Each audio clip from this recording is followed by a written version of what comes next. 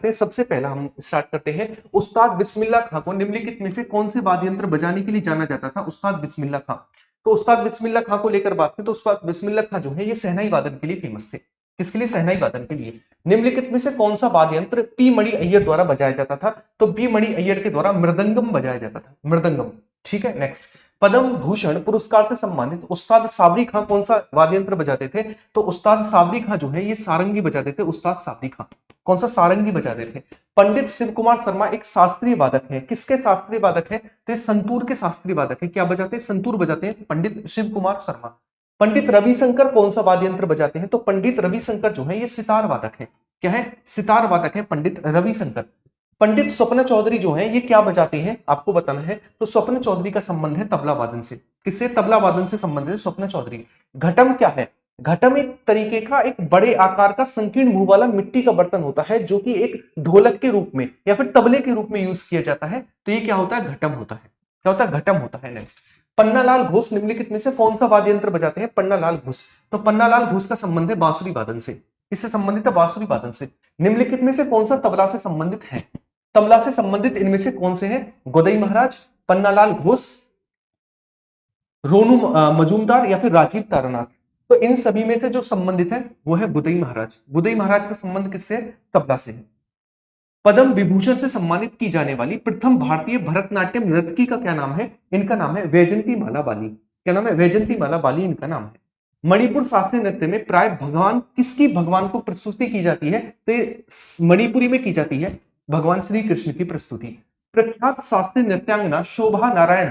शोभना नारायण किस नृत्य शैली से जुड़ी हुई है? शोभना नारायण। तो शोभना नारायण को लेकर बात करें, इनका संबंध जो है वो कथक से है। और कथक कहाँ का? यूपी का है। जबकि कथकली कहाँ का? केरला का है कथकली। कथकली भारतीय नृत्य नाटक का एक रूप है जिसका आरंभ भारतीय राज्य में हुआ है। तो कथकली का आरंभ हुआ है केरला में। पंडित बिरजू महाराज ने फिल्म बाजीराव मस्तानी में अभिनेत्री दीपिका पादुकोण के गाने का निर्देशन किया है। वो उनका संबंध किससे है? तो इनका संबंध है कथक से। किससे संबंधित है? कथक से संबंधित है। नेक्स्ट आगे की ओर बढ़ते हैं। अगला, निम्नलिखित में से कौन सा सुमेलित नहीं है? कौन सा सुमेलित है? देखो, भरतनाट्यम तमिलनाडु का है, कुचिपुड़ी आंध्र प्रदेश का है, कथक उत्तर प्रदेश का है, कथकली केरल का। ये सुमेलित है एकदम से। ठीक है, नेक्स्ट आगे की ओर बढ़ते हैं। अगला, मोहिनीअट्टम निम्नलिखित में से किस पारंपरिक नृत्य शैली से संबंधित है? लास्य शैली। किससे संबंधित है? लास्य शैली से संबंधित है। राष्ट्रीय कथक नृत्य संस्थान की स्थापना 1964 में की जाती है। 1964 में इसकी स्थापना की गई। इनमें से कौन सा असम का पारंपरिक शास्त्रीय नृत्य है? तो बिहू नहीं, सत्रिय शास्त्रीय नृत्य है। बिहू एक लोक नृत्य यानी फोक डांस है। छऊ नृत्य जिसे सांस्कृतिक मंत्रालय द्वारा शास्त्रीय नृत्य के रूप में पहचान दी गई है, पूर्वी भारत में प्रचलित है और इसके 3 अलग अलग रूप हैं। निम्नलिखित में से कौन सा इनमें से नहीं है? तो छत्तीसगढ़ का मरवाही जो है इसका पार्ट नहीं है। बाकी झारखंड का सरायकेला छऊ है, पश्चिम बंगाल का पुरुलिया छऊ है और उड़ीसा का मयूरभंज छऊ है। ये इसी तीनों के इसी के पार्ट है।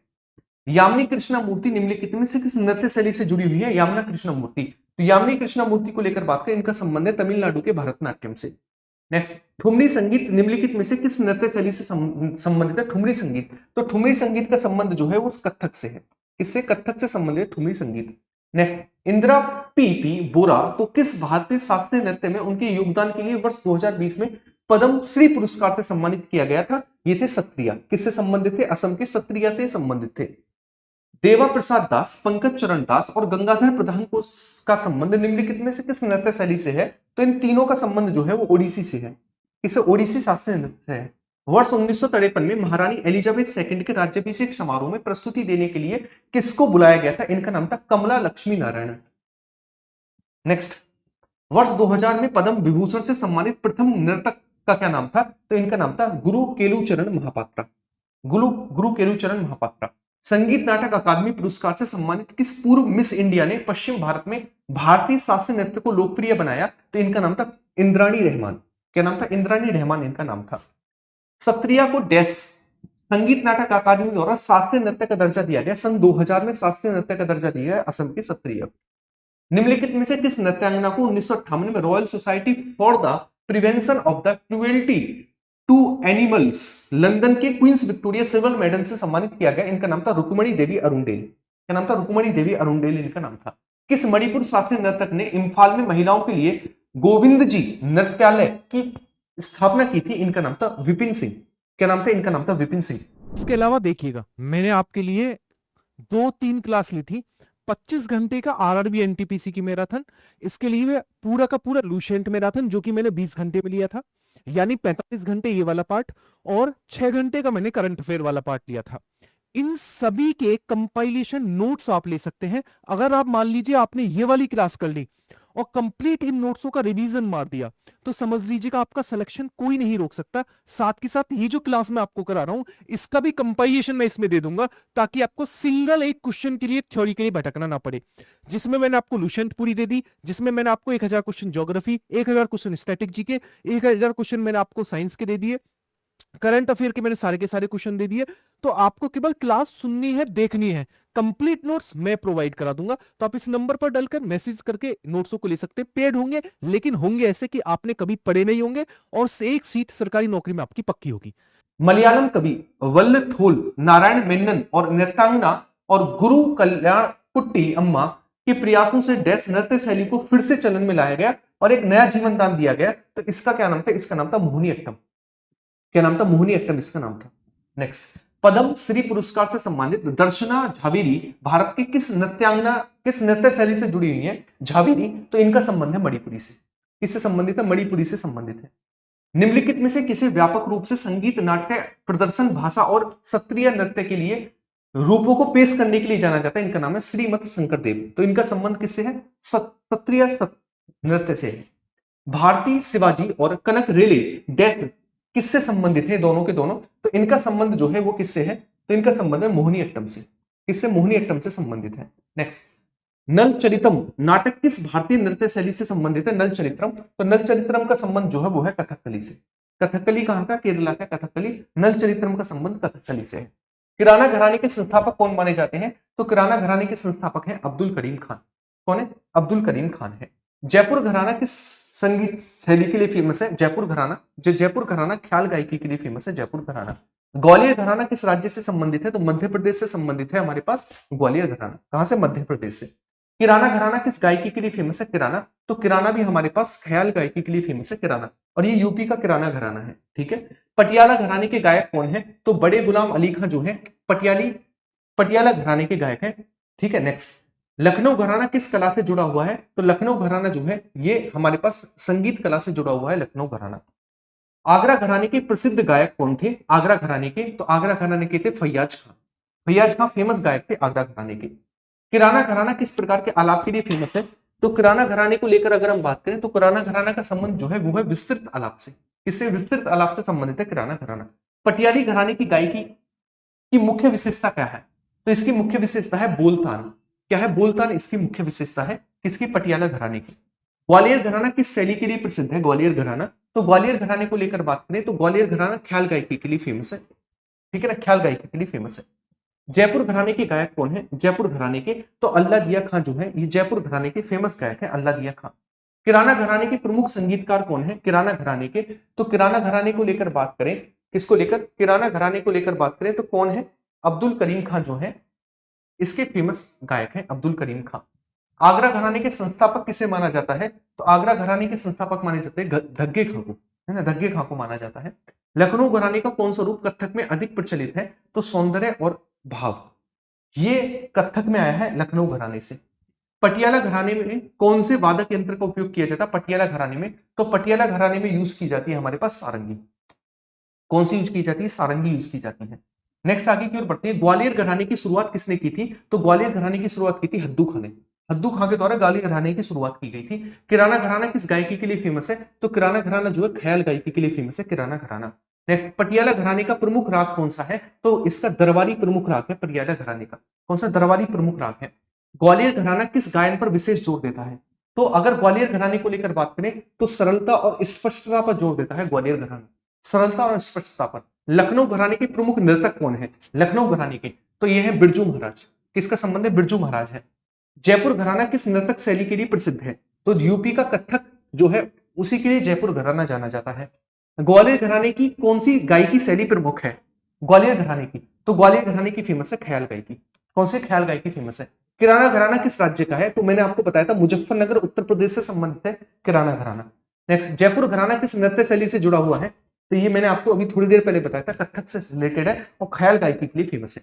ग्वालियर घराने किस प्रकार की गायकी के लिए फेमस है? तो ये ख्याल गायकी के लिए फेमस है ग्वालियर घराना। किसके लिए? ख्याल गायकी के लिए।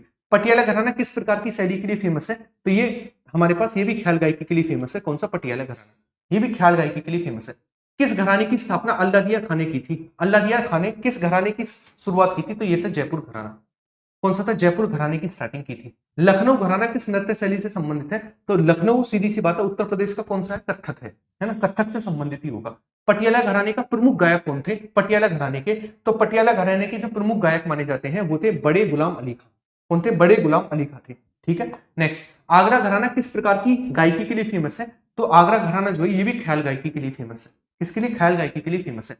जट जाटिन निम्नलिखित में से किस राज्य का अत्यधिक लोकप्रिय नृत्य है? लोक नृत्य है ना।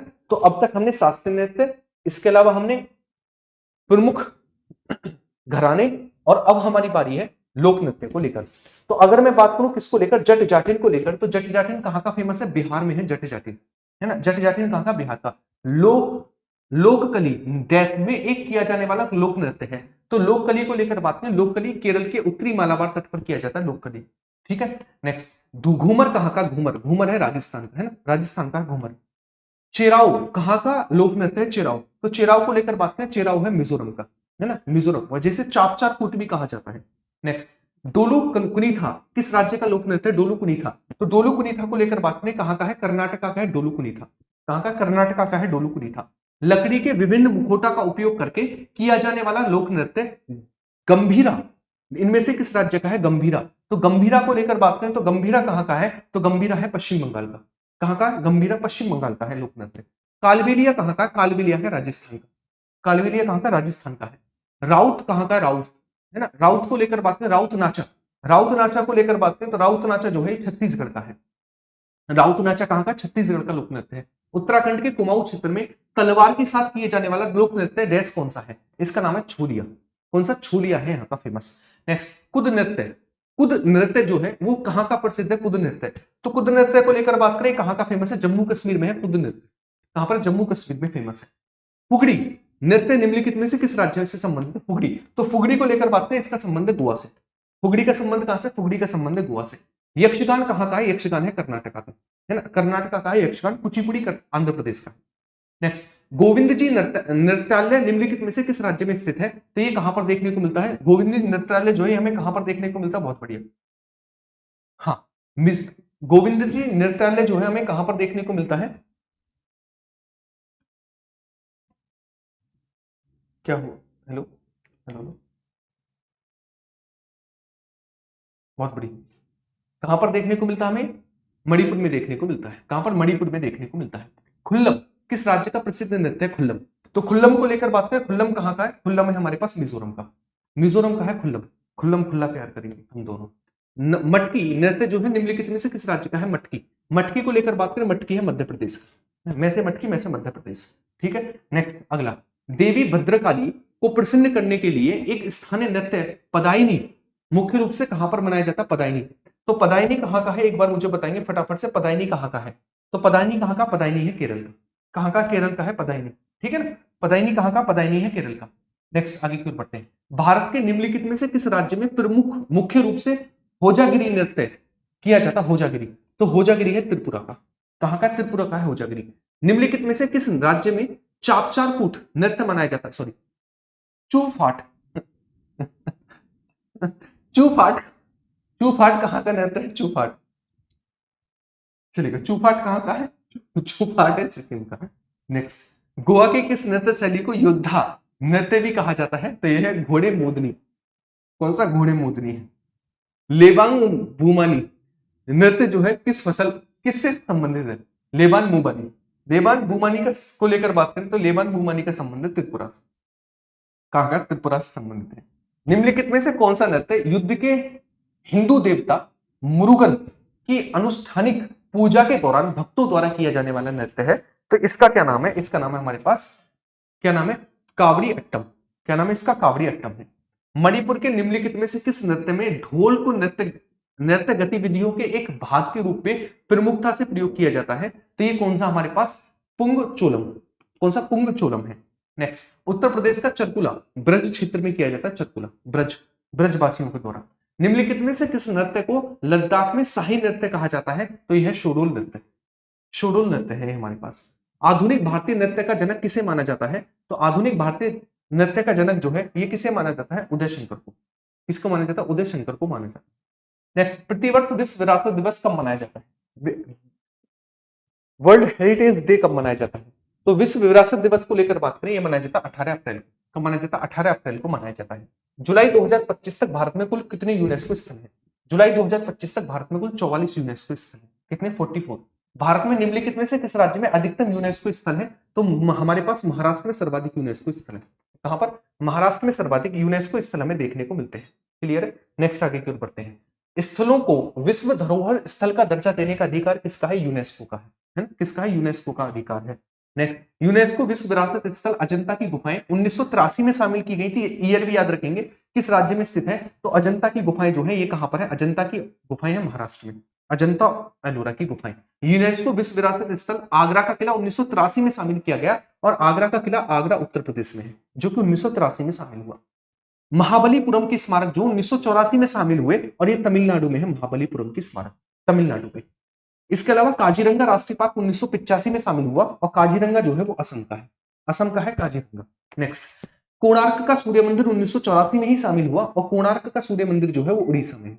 कहां पर? उड़ीसा में है। नेक्स्ट, केवलादेव राष्ट्रीय पार्क जो है 1985 में शामिल हुआ और ये राजस्थान का है। केवलादेव राष्ट्रीय पार्क कहां का? राजस्थान का है। इसके अलावा एक है हमारे पास the convent of the saint Cajetan and the church of divine providence 1986 में शामिल हुआ और ये कहां का है? ये है गोवा का। कहां पर देखने को मिलता है? ये हमें गोवा में देखने को मिलता है। ठीक है। नेक्स्ट, अगला खजुराहो जो कि 1986 में शामिल हुए। तो खजुराहो कहां पर है? खजुराहो है मध्य प्रदेश में, जो कि 1986 में शामिल हुए। फतेहपुर सीकरी भी 1986 में शामिल हुआ, जिसकी स्थापना अकबर के द्वारा की गई थी। उत्तर प्रदेश के आगरा में देखने को मिलता है। कहां पर? उत्तर प्रदेश के आगरा में फतेहपुर सीकरी।